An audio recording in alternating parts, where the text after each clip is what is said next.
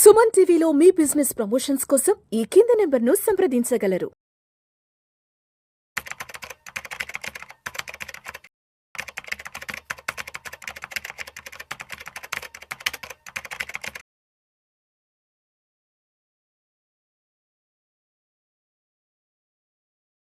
Sir నమస్తే sir, ప్రభు గారు.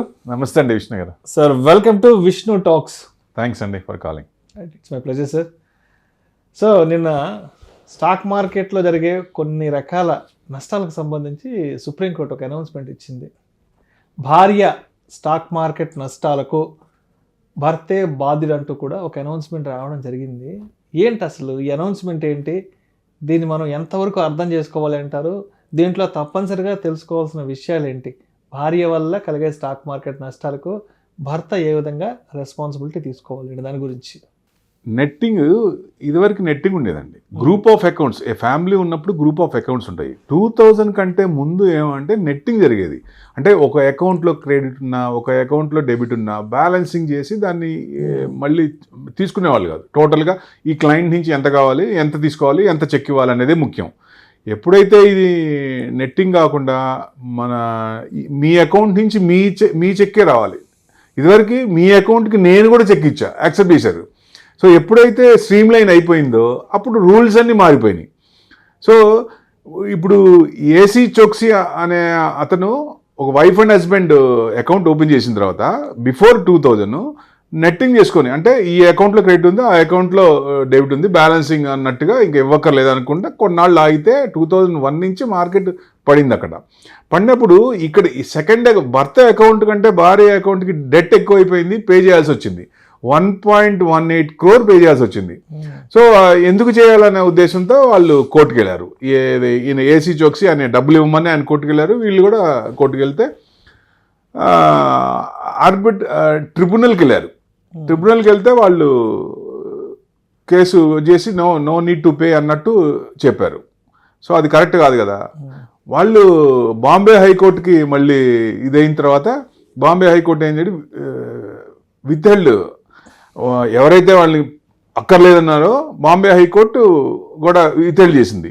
So next వీళ్ళు సుప్రీంకోర్టుకి వెళ్ళినప్పుడు ఇది మోరల్ కండిషన్స్ మీద ఉంటుంది.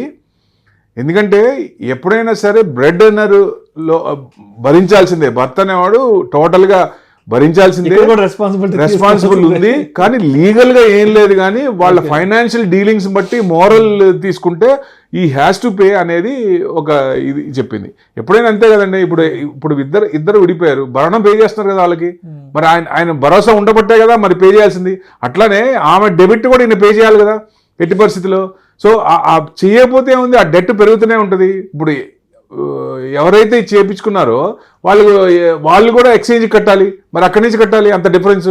సో ఎప్పుడైనా ఏంటంటే మన అకౌంట్కి మన కంట్రోల్లోనే ఉండాలి. సో ఎప్పుడైనా సరే ఆ అకౌంట్కి బ్యాలెన్సింగ్ లేకుండా, నెగిటివ్ బ్యాలెన్స్ లేకుండా చూసుకోవటమే మొత్తం. ఇదివరకు అంటే నెట్టింగ్ ఉంది కాబట్టి ఎలా ఉన్నా నడిచేది. కానీ 2001 నుంచి సినారియో మొత్తం మారిపోయింది. త్రూ స్ట్రీమ్ లైన్ అయింది కాబట్టి ఎవరి అకౌంట్ ద్వారా రావాలి కాబట్టి నెట్టింగ్ ఉండదు కాబట్టి 100% డెట్ ఉన్నకి చెక్ ఇవ్వాలి, క్రెడిట్ ఉన్నదానికి చెక్ తీసుకోవాలి. ఇట్లా స్ట్రీమ్ లైన్ అయింది కాబట్టి దీనివల్ల ఇదైంది. సో డెఫినెట్గా రెస్పాన్సిబుల్ భర్తదే అవుతుందండి. సో అంటే ఎక్కువ కేసులు కూడా అంటే ఇవి కోర్టు కేసుల వరకు జనరల్గా రావు. ఎందుకంటే సెబీలోనే దాదాపు ఎన్ఎస్సికి వస్తాయి, ఎన్ఎస్సిలోనే ఆర్బిట్రేషన్ కేసులోనే అయిపోతాయి. ఎందుకంటే చిన్న చిన్న పెట్టి కేసులు ఉంటాయి. సపోజ్ 50,000, 60,000, 1,00,000, 2,00,000 అనుకోండి. ఇప్పుడు కోర్టుకి వెళ్ళారంటే కోర్టు ఫీజులు అయిపోతాయి కదా, లాయర్ ఫీజులే అయిపోతాయి. సో డెఫినెట్గా కింద లెవెల్లోనే ఆర్బిట్రేషన్ దాంట్లోనే మ్యాక్స్ టు మ్యాక్స్ అయిపోతాయి. సో వీళ్ళు ట్రిబ్యునల్కి వెళ్ళినప్పుడు ఆపేశారు కాబట్టి వాళ్ళు నెక్స్ట్ కోర్టుకి వెళ్ళారు. అది కూడా అమౌంట్ పెద్దది. 2001లో ₹1,00,000 అంటే చాలా పెద్ద అమౌంట్ కదా. సో మా చిన్న అమౌంట్ ఏం కాదు కదా. అది ₹1,00,000 ఇప్పుడు ఎంత అమౌంట్ అయి ఉండాలా, ఎంత వాల్యూ అయి ఉండాలా. సో డెఫినెట్గా ఇట్లాంటివి ఉండకుండా ఉండాలంటే మన అకౌంట్ క్లిస్టర్ క్లియర్గా ఉంటేనే బెస్ట్.